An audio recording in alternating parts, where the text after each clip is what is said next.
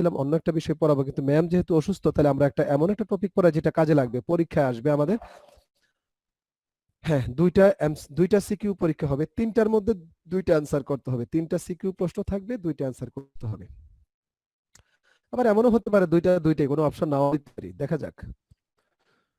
এখন 1 নাম্বার প্রশ্নটা, মানে প্রথম একটা প্রশ্ন হতে পারে তোমার অর্গানিক কেমিস্ট্রি থেকে। অর্গানিক কেমিস্ট্রি এই কদিনে যা যা পড়িয়েছে এবং সিলেবাসটা তোমরা দেখো, স্প্রেডশিটের সিলেবাসটা দেখো, সেই অনুযায়ী প্রিপারেশনটা নাও, ভালো করে একটু পড়ো। আবার না হয় পরীক্ষার আগে একটু দিন দেখাই দিব কি ধরনের প্রশ্নটা হতে পারে, কেমন হতে পারে।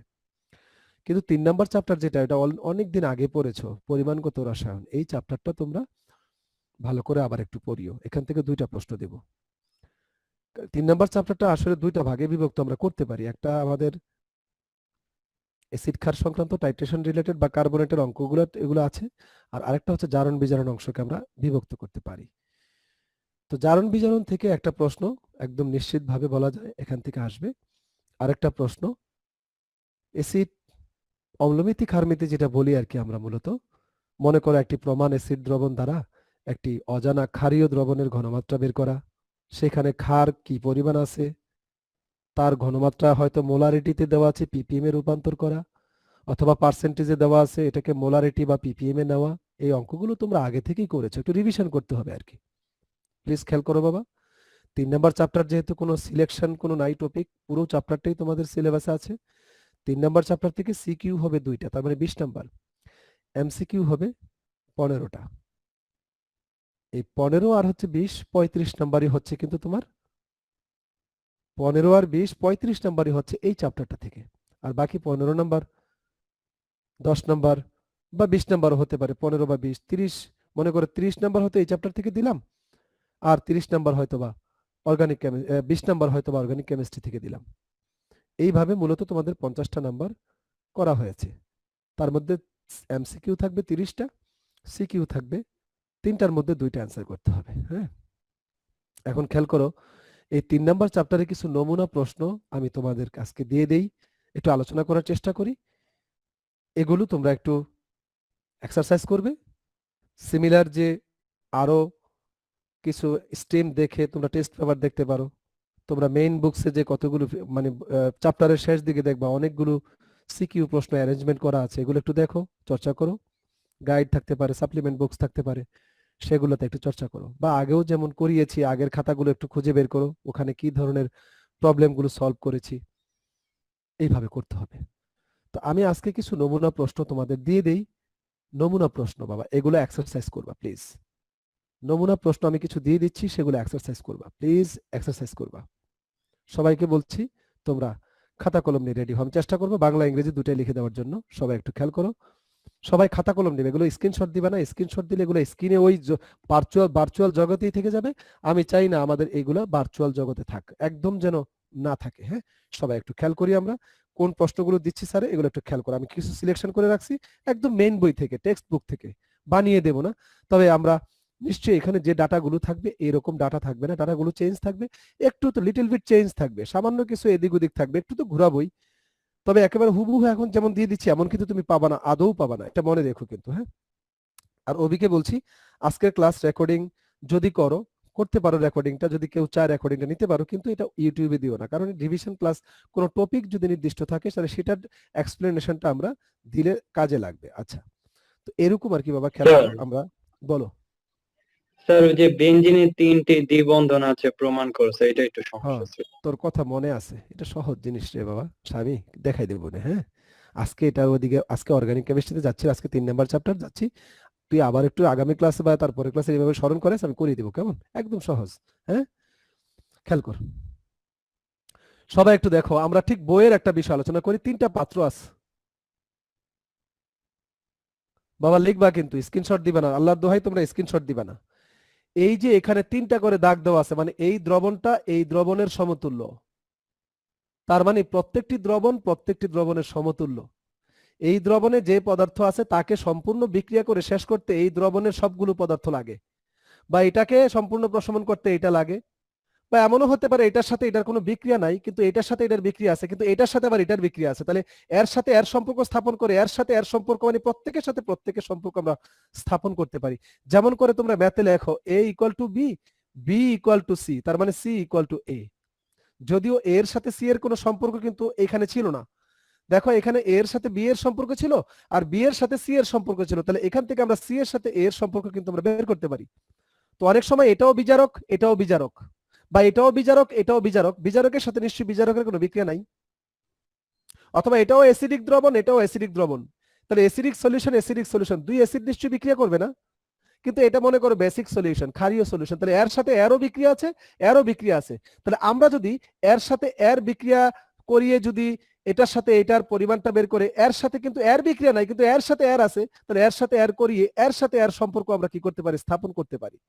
আমি জানি না অনেকে হয়তো কথাটা বুঝো নাই, এখন প্র্যাকটিক্যালি আমরা একটু দেখলে বুঝে যাবো। আমরা ডাটাগুলো একটু বসাই এখানে অ্যাজ ইট ইজ যেমন আছে, খেয়াল করো বাবা।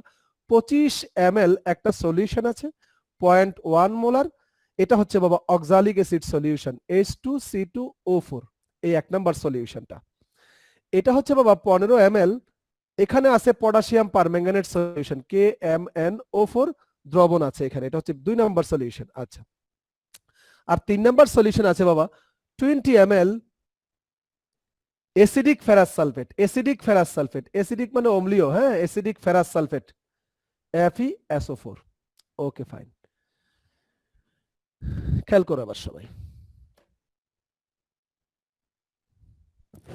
এখন দেখো অ্যাকচুয়ালি আমরা যদি এখানে এটাকে অ্যাসিডিক না দিয়ে এটা ফেরাস সালফেট সলিউশন দিলাম, এটাকে আমরা অ্যাসিডিক, এটাকে অ্যাসিডিক করে দিলাম। খেয়াল করো বাবা, অ্যাসিডিক করে দিলাম। এখানে মানে পটাশিয়াম পারম্যাঙ্গানেটের সাথে কি আছে, সালফিউরিক অ্যাসিড আছে। বা তুমি এটাকেও করলে পারো, সালফিউরিক অ্যাসিড প্রেজেন্ট থাকলে হবে, বিকজ পটাশিয়াম পারম্যাঙ্গানেট কিন্তু 3টা মিডিয়ামে রিঅ্যাকশনটা ডিফারেন্ট রিঅ্যাকশন করে। অ্যাসিডিক মিডিয়ামে এক রকমের প্রোডাক্ট হয় পটাশিয়াম পারম্যাঙ্গানেট থেকে, বেসিক মিডিয়ামে এক রকমের হয়, নিউট্রাল মিডিয়ামে কিন্তু আমাদের কিন্তু সিলেবাসে অ্যাসিডিক মিডিয়ামে পটাশিয়াম পারম্যাঙ্গানেটের রিঅ্যাকশনগুলো মানে ব্যালেন্স করা, এগুলা কিন্তু আমাদের অ্যাসিডিক মিডিয়ামের আছে। পটাশিয়াম পারম্যাঙ্গানেটের বেসিক মিডিয়াম কিংবা নিউট্রাল মিডিয়ামে তার রিঅ্যাকশনটা কেমন হয় এগুলা কিন্তু আমাদের সিলেবাসে নেই। ওকে, তাহলে বাবা এখানে বাবা খেয়াল করো, এই সি টাইপের কোশ্চেন অথবা গ অথবা সি তে আমরা কি ধরনের প্রশ্ন করতে পারি। স্পেশালি বাবা দেখো এখানে অক্সালিক অ্যাসিডের সাথে পটাশিয়াম পারম্যাঙ্গানেটের বিক্রিয়া আছে, কারণ অক্সালিক অ্যাসিড একটি রিডিউসিং এজেন্ট, বিজারক। ফেরাস সালফেটও কিন্তু বিজারক, ফেরাস আস যত লবণ আছে সবই কিন্তু বিজারক, তোমরা জানো। তাহলে এর সাথে কিন্তু আসলে এর কোনো বিক্রিয়া নাই। তাইলে বাবা এখন দেখো এটার কিন্তু এই যে দ্রবণটা এখানে আছে, এটা শুধুমাত্র আয়তন দেওয়া আছে, এটাতে ঘনমাত্রা কিচ্ছু দেওয়া নাই। 3 নং পাত্রে ফেরাস সালফেটের কোনো ঘনমাত্রা দেওয়া নাই। আর তোমরা জানো ঘনমাত্রা না দেওয়া থাকলে এখানে কত গ্রাম পরিমাণ ফেরাস সালফেট উপস্থিত আছে, লোহার পরিমাণ কত, ফেরাস সালফেটের পরিমাণ জানলে লোহার পরিমাণ জানা সম্ভব। অর্থাৎ ঘনমাত্রা না জানা থাকলে তুমি লোহার পরিমাণও বের করতে পারবে না, ফেরাস সালফেটের পরিমাণও বের করতে পারবে না, এটা সম্ভব না, ঘনমাত্রা লাগবেই। কিন্তু এর সাথে এর বিক্রিয়া আছে, আর এই চিত্রটা দ্বারা বাবা বোঝা যাচ্ছে এই দ্রবণটাকে পূর্ণ প্রশমন করতে এই দ্রবণটা লাগে, আবার এই দ্রবণটা দ্বারা এই দ্রবণটা পূর্ণ প্রশমিত হয়। তাহলে আমরা যেহেতু এটারও ঘনমাত্রা জানা নেই, শুধু ঘনমাত্রা জানা আছে এটা, তার মানে এটা হচ্ছে এখানে স্ট্যান্ডার্ড সলিউশন, প্রমাণ দ্রবণ। তো আমরা জানি প্রমাণ দ্রবণের সাহায্যে আরেকটি অজানা দ্রবণের ঘনমাত্রা আমরা কি করতে পারি, মানে ফাইন্ড আউট করতে পারি। কিভাবে, তাদের মধ্যে নিশ্চিত একটা রিঅ্যাকশন হয়, রিঅ্যাকশনের যে ব্যালেন্স ইকুয়েশন, সে ব্যালেন্স ইকুয়েশন আমাদের লাগবে। তারপরে কিন্তু আমরা একটা ফর্মুলা দ্বারা কিন্তু আমরা কি করতে পারি, এটার ঘনমাত্রা কত, পটাশিয়াম পারম্যাঙ্গানেটের কনসেন্ট্রেশনটা কত, সেটা কিন্তু আমরা ক্যালকুলেট করতে পারবো। এরপরে এটার কনসেন্ট্রেশন যদি আমরা পেয়ে যাই, এর সাথে আবার এর কিন্তু রিঅ্যাকশন আছে, এর সাথে এর রিঅ্যাকশনের যে ব্যালেন্স ইকুয়েশন সেটাও আমাদের লাগবে। ওই ইকুয়েশন ইউজ করে আবার আমরা কি করতে পারবো, এটা এখন স্ট্যান্ডার্ড সলিউশন হয়ে যাবে, কারণ এটার সাহায্যে এটার স্ট্যান্ডার্ডাইজেশন করেছি, এটার কনসেন্ট্রেশনটা আমরা ক্যালকুলেট করেছি, এটার কনসেন্ট্রেশন যখন আমাদের এখন নোন, তখন কিন্তু এটা স্ট্যান্ডার্ড সলিউশন, এটা কিন্তু প্রমাণ দ্রবণ হয়ে গেল। এখন এর সাহায্যে আবার এর পরিমাণটা আমরা বের করতে পারবো।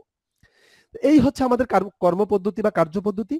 তাহলে আমরা খেয়াল করবো বাবা, এখানে অক্সালিক অ্যাসিড একটি স্ট্যান্ডার্ড সলিউশন এখানে, তার মানে এই ধরনের শুধু বাবা এখানে পটাশিয়াম পারম্যাঙ্গানেট কেন, এখানে পটাশিয়াম ডাইক্রোমেটও থাকতে পারে, ভয় পাওয়ার কোনো কারণ নেই। পটাশিয়াম পারম্যাঙ্গানেটের সাথে যেমন অক্সালিক অ্যাসিডের বিক্রিয়া আছে, ফেরাস সালফেটের বিক্রিয়া আছে, তেমনি ভাবে পটাশিয়াম ডাইক্রোমেটের সাথেও বিক্রিয়া আছে, তবে জাস্ট ইকুয়েশনটা, ব্যালেন্স ইকুয়েশনটা কিন্তু একটু ডিফার করবে। হ্যাঁ, তুল্য পরিমাণটা একটু ডিফার করবে, এই আর কি, আর কিচ্ছু না। তাহলে আমাদের পটাশিয়াম পারম্যাঙ্গানেটের সাথে অক্সালিক অ্যাসিডের সমতাকরণ বিক্রিয়া সমতাকরণ, পটাশিয়াম পারম্যাঙ্গানেটের সাথে ফেরাস সালফেটের বিক্রিয়া সমতাকরণ, পটাশিয়াম ডাইক্রোমেটের সাথে অক্সালিক অ্যাসিড, পটাশিয়াম ডাইক্রোমেটের সাথে ফেরাস সালফেট, এই যে বিক্রিয়াগুলো বাবা আমরা বলছি, দেখো এখানে 4টা বিক্রিয়া কিন্তু হয়ে গেছে। কি কি কি দেখো তো দেখি। পটাশিয়াম পারম্যাঙ্গানেটের সাথে অক্সালিক অ্যাসিডের একটা বিক্রিয়া, পটাশিয়াম পারম্যাঙ্গানেটের সাথে ফেরাস সালফেটের একটা বিক্রিয়া, 2টা। আবার পটাশিয়াম ডাইক্রোমেট যদি থাকে তাহলে তার সাথে অক্সালিক অ্যাসিডের বিক্রিয়া, তার সাথে ফেরাস সালফেটের বিক্রিয়া আমাদের লাগবে। তাহলে এই 4টা ইকুয়েশন কি আমাদের সমতাকরণ লাগবে না বাবা? সমতাকরণ গুলো আগে করিয়ে দিয়েছি। এই 4টা, হয়তো এখানে পটাশিয়াম পারম্যাঙ্গানেট না দিয়ে পটাশিয়াম ডাইক্রোমেট দিতে পারি, তাহলে এই 4টা ইকুয়েশন যেন কারো বাদ না থাকে। সমতাকরণ করা কিভাবে, আয়ন ইলেকট্রন প্রসিডিউরে বা হাফ রিঅ্যাকশনের মাধ্যমে কিভাবে আমরা এই রিলেটেড অক্সিডেশন রিডাকশন বা রেডক্স রিঅ্যাকশন গুলো কিভাবে আমরা ব্যালেন্স করতে পারি, এটা কিন্তু বাবা আসবে। তাহলে 3 নাম্বার কিন্তু আমরা পেয়ে গেলাম, 3 নাম্বার কিন্তু আমরা পেয়ে গেলাম। টেস্ট পরীক্ষায় এটা আর জীবনও দিব না, এই ফেরাস সালফেট আর পটাশিয়াম পারম্যাঙ্গানেট সংক্রান্ত কিচ্ছু দিব না, আগেই বলে দিই। সেখানে দিব আবার আয়োডোমিতি এবং আয়োডিমিতি, আয়োডিমিট্রি আর আয়োডিমিট্রি, এই টাইপের যে অক্সিডেশন রিডাকশন রিঅ্যাকশন গুলো আছে, ক্যালকুলেশন গুলো আছে, সেগুলো দিয়ে, মানে আয়োডিন রিলেটেড যেগুলো, স্ট্যান্ডার্ড আয়োডিন সলিউশন ইউজিং, আরেকটা হচ্ছে কি করা, কোনো আয়োডাইড সল্টের সাথে কোনো অক্সিডাইজিং এজেন্টের বিক্রিয়ার মাধ্যমে সেখান থেকে লিভার্ড আয়োডিনকে আমরা কি করব, মেজারমেন্ট করার মাধ্যমে কোনো একটি মানে অক্সিডাইজিং এজেন্টের অ্যামাউন্ট বের করা, এগুলাকে বলে আমাদের আয়োডোমিট্রি এবং আয়োডোমিট্রি।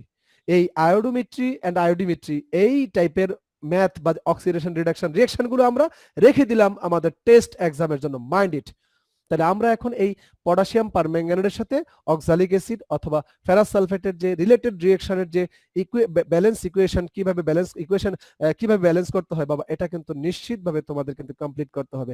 এখানে যারা আছো প্রত্যেকেই কিন্তু অনুরোধ করে বলছি, আজকেই নো মোর ডিলে, কোনো দরকার নেই তোমার ডিলে করা। আজকেই স্যার যদি পারি, স্যার আজকে আপনার ক্লাসটা শেষ করে একটু রেস্ট নিয়েই স্যার আজকেই শেষ করে ফেলবো পটাশিয়াম পারম্যাঙ্গানেটের সাথে অক্সালিক অ্যাসিডের রিঅ্যাকশন ব্যালেন্স এবং এটার ব্যালেন্স, এবং পটাশিয়াম ডাইক্রোমেটের সাথে অক্সালিক অ্যাসিড এবং ফেরাস সালফেটের, একদম স্যার আজকেই শেষ করে ফেলবো ইনশাআল্লাহ।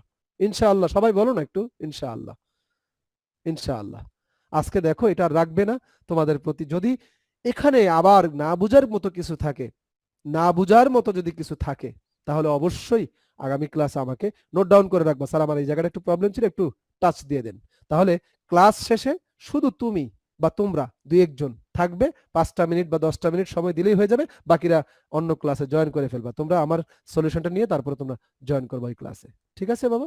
আমি আবার বলছি, তোমরা কিন্তু এগুলো করবা, করতে গেলেই প্রবলেমটা ফাইন্ড আউট হবে, করতে না গেলে কিন্তু প্রবলেম ফাইন্ড আউট হবে না।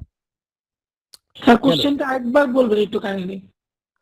মানে এখানে পটাশিয়াম পারম্যাঙ্গানেটের সাথে অক্সালিক অ্যাসিডের বিক্রিয়া হয়, এই রিলেটেড যে রিঅ্যাকশনটা, এটা একটা oxidation reduction reaction, redox reaction. এই রিঅ্যাকশনকে ব্যালেন্স করতে হয় আয়ন ইলেকট্রন মেথডের সাহায্যে। দ্যাট মিন্স ব্যালেন্স, আমি রেখে দেই, balance the related redox reaction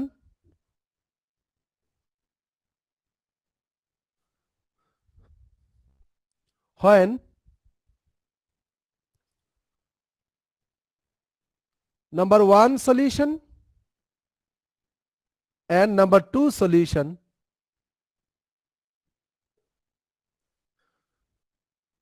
mixed together.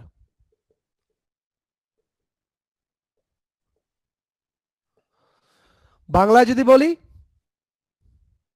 তাহলে হবে কি, 1 নং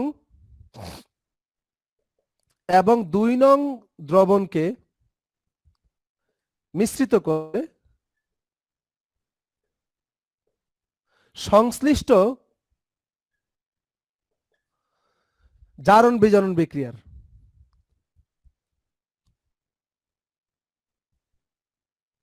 সমতাকরণ করো। লেখা থাকে অনেক সময় আয়ন ইলেকট্রন পদ্ধতিতে, যাই হোক সমতাকরণ করো। সংশ্লিষ্ট বিক্রিয়াটা কার সাথে কার, পটাশিয়াম পারম্যাঙ্গানেটের সাথে বাবা অক্সালিক অ্যাসিড। না পারলে কিন্তু করিয়ে দিব, কি করবো আর, করাতে তো হবেই, আগেও করিয়েছি বারবার। তাহলে আমাদের ব্যালেন্স দা রিলেটেড রিঅ্যাকশন বা রেসপেক্টিভ রিঅ্যাকশন কি রিঅ্যাকশন? Redox reaction. কার সাথে কার? Potassium permanganate acidic, acidic means সেখানে সালফিউরিক অ্যাসিড আছে, তার সাথে অক্সালিক অ্যাসিড, নিশ্চিত রিঅ্যাকশন হয়। এই রিঅ্যাকশনটা যখন নাম্বার 1 এন্ড নাম্বার 2 সলিউশন, এমনও তো হতে পারে নাম্বার 2 এন্ড নাম্বার 3 সলিউশনকে যখন মিক্স করা হবে, দ্যাট মিন্স তখন রিঅ্যাকশনটা কোনটা হবে? পটাশিয়াম পারম্যাঙ্গানেট সলিউশনের সাথে ফেরাস সালফেটের রিঅ্যাকশনটা তোমাকে ব্যালেন্স করতে হবে। তাহলে এখানে নাম্বার 1 নাম্বার 2 না, হতে পারে নাম্বার 2 নাম্বার 3। এই দুইটা সলিউশনকে এক মানে আমরা যদি মিক্স করি তাহলে রিলেটেড যে রিডক্স রিঅ্যাকশনটা সেটাকে সমতাকরণ করা আয়ন ইলেকট্রন প্রসিডিউরে অথবা হাফ রিঅ্যাকশন প্রসিডিউরে, অর্ধ বিক্রিয়ার সাহায্যে, অর্ধ বিক্রিয়া পদ্ধতিতে। হ্যাঁ, তাহলে আমাদের গ বা সি কোয়েশ্চেন আমাদের হয়ে গেল। এবার আসো ডি কোয়েশ্চেনটা কেমন হবে। ডি কোয়েশ্চেনটা ট্রাই করব একটু সলিউশন দিয়ে দেওয়ার। হ্যাঁ, ডি কোয়েশ্চেনটা হচ্ছে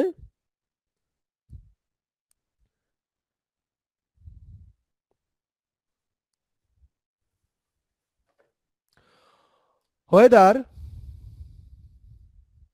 ডি কোয়েশ্চেন, বা আমরা যদি বলি 4 নাম্বার প্রশ্নটা কেমন হবে। উদ্দীপকের দ্রবণ সমূহ ব্যবহার করে 3 নং দ্রবণে উপস্থিত লোহার পরিমাণ নির্ণয় সম্ভব কিনা। পরিমাণ নির্ণয় সম্ভব কিনা গাণিতিক বিশ্লেষণ করো।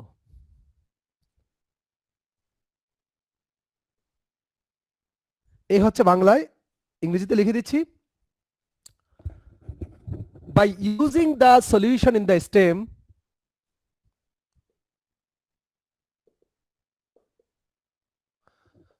by using the solutions of the stem, can you calculate the amount of iron in the solution number 3? Analyze mathematically. By using the solutions of the stem, can you calculate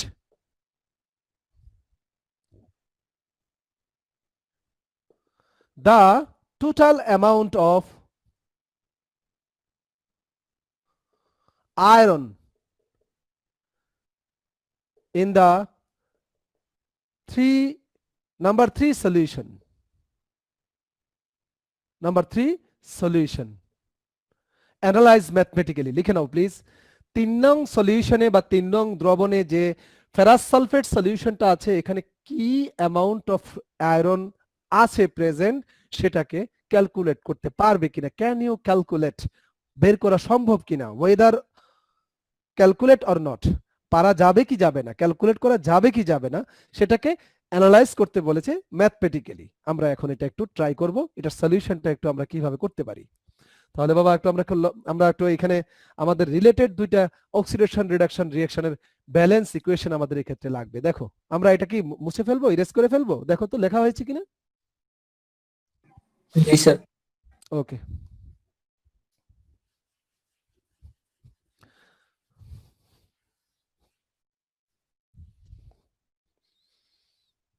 আচ্ছা। তো এখানে একটু খেয়াল করো বাবা, আমি যদি বলি অ্যাপ্লিকেশন ডি কোয়েশ্চেনের দিকে একটু আসি। ঘতে দেখো সবাই একটু খেয়াল করো, আমি বাংলায় লিখছি এবং যদি ইংরেজিতে লিখে বড় জায়গা হবে না, আমি ইংরেজি টার্মগুলো আমি লিখে দিব, তো অনেকে জানো এটা।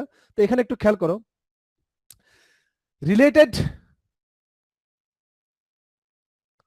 redox reactions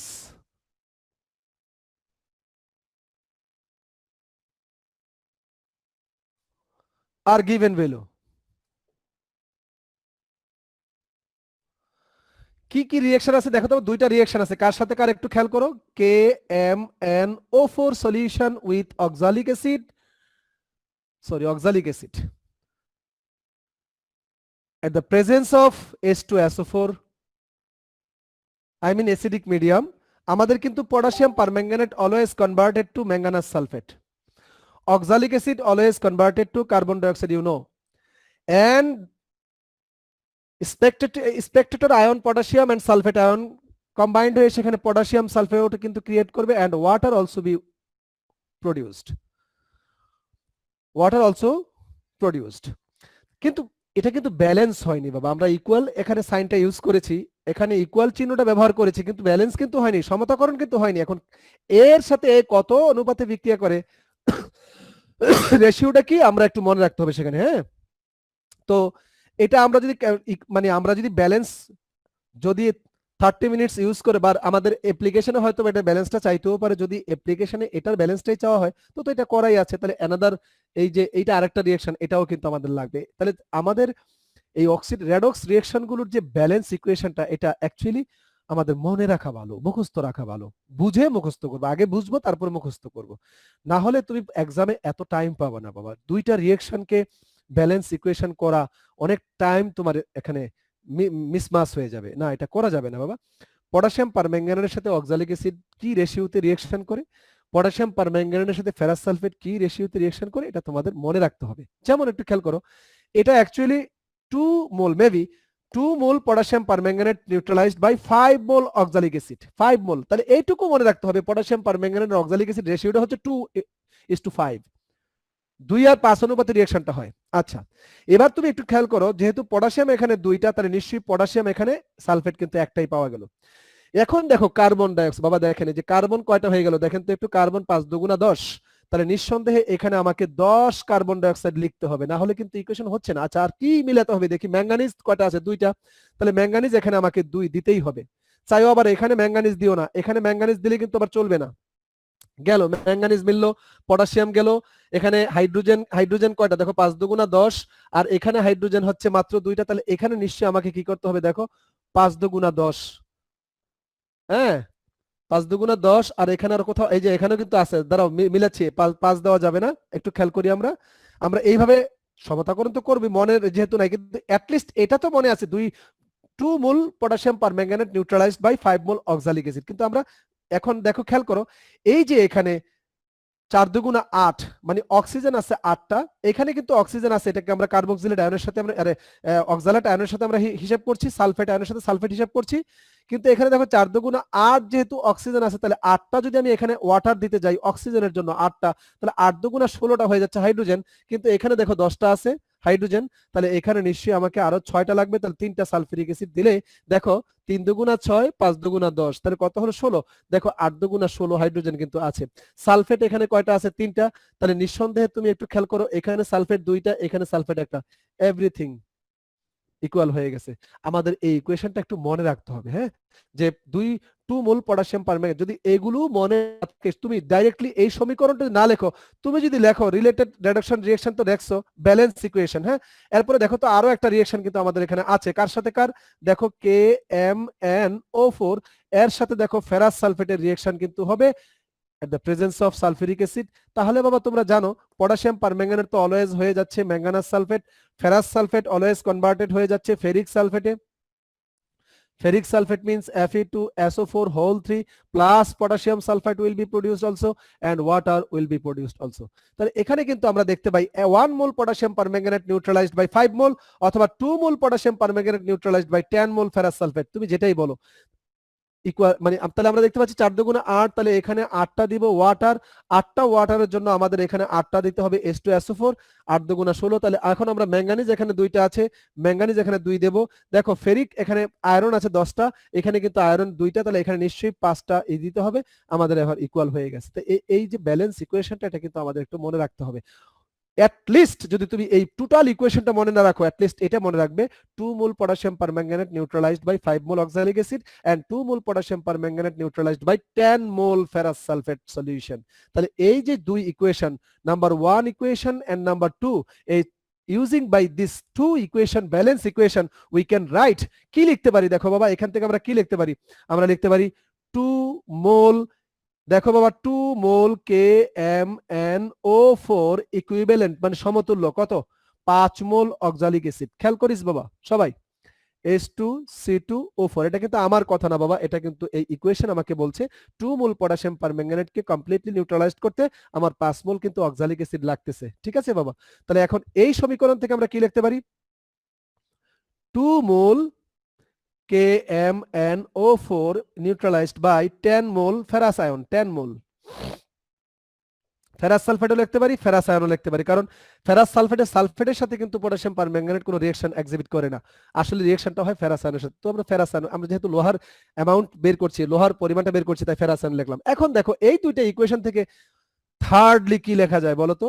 2 mole potassium permanganate 5 mole oxalic acid. তাহলে আমাদের তো এখানে অক্সালিক অ্যাসিড লাগবেই, কারণ অক্সালিক অ্যাসিড এখানে স্ট্যান্ডার্ড সলিউশন, প্রমাণ দ্রবণ, তাকে ছাড়া কিন্তু আমরা লোহার অ্যামাউন্ট বের করতে পারছি না। তাহলে এখানে বাবা এই দুইটা রিঅ্যাকশনের সাহায্যে দেখো অক্সালিক অ্যাসিডের সাথে, দেখো অক্সালিক অ্যাসিডের সাথে কিন্তু লোহার কোনো রিঅ্যাকশন হয় না, কিন্তু এখন এই দুইটার মাঝে এখন রিলেশন একটা বিল্ড আপ করছে, একটা রিলেশন তৈরি করছি।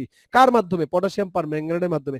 পটাশিয়াম পারম্যাঙ্গানেট এর সাথেও রিঅ্যাকশন করে, এর সাথেও রিঅ্যাকশন করে। কি রিঅ্যাকশন? সেই ইকুয়েশন, ব্যালেন্স ইকুয়েশন আমাদের গিভেন, অলরেডি আমরা লিখে ফেলেছি। এটা কিন্তু আমরা বের করব, বা এটা আমরা মুখস্থ রাখবো, মনে রাখবো। এখন এই দুইটা সমীকরণকে ইউজ করে আমরা পটাশিয়াম পারম্যাঙ্গানেটের রিলেটেডে কি করছি? অক্সালিক অ্যাসিডের সাথে লোহার একটা রিলেশন বিল্ড আপ করছি। তাহলে এখান থেকে কি লেখা যায় বলো তো দেখি বাবা? 5 মোল অক্সালিক অ্যাসিডটাকে আগে লিখবো, বিকজ এটা standard solution. Oxalic acid is equivalent to 10 mole ferrous ion. এটা যদি কেউ না বুঝে থাকো আমি তাকে বুঝাবো, প্লিজ। কিভাবে লিখলাম 5 mole oxalic acid equal to 10 mole ferrous ion? কারণ এটাও 2 মোল, এটাও 2 মোল, অর্থাৎ 5 mole oxalic acid 2 mole potassium পারম্যাঙ্গানেটকে নিউট্রালাইজ করে, 10 mole ferrous ion 2 mole potassium পারম্যাঙ্গানেটকে নিউট্রালাইজ করে। তাহলে কি আমরা এটা লিখতে পারি না যে 5 মোল অক্সালিক অ্যাসিড যেই কাজটা করতে পারে সেই কাজটা করতে 10 মোল কি লাগবে?